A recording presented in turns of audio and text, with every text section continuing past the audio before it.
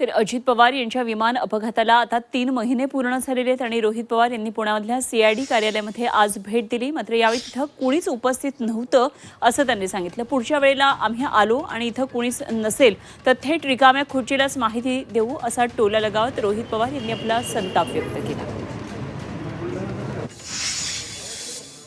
आम्हाला असं कळलं की हा FIR CID कडे पाठवलेला आहे.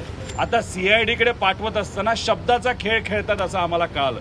काही पत्रकारांशी सुद्धा जेव्हा काही वरिष्ठ अधिकारी CIDशी बोलले ते म्हणले आम्ही तपास नाही करणार या FIR वर, आम्ही एन्क्वायरी करणार, म्हणजे चौकशी करणार, तपास नाही करणार. म्हणजे शब्दाचा खेळ खरंच काय हे समजून घेण्यासाठी आम्ही आलो होतो.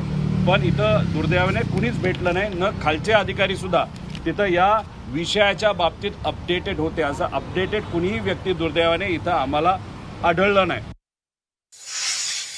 या संदर्भात अतिशय सविस्तर उत्तर हे मी विधानसभेमध्ये दिलेलं आहे.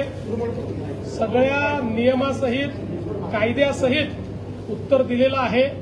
आता जर कोणाला ते समजत नसेल तर मला पुन्हा विचारलं तर मी पुन्हा उत्तर देईन.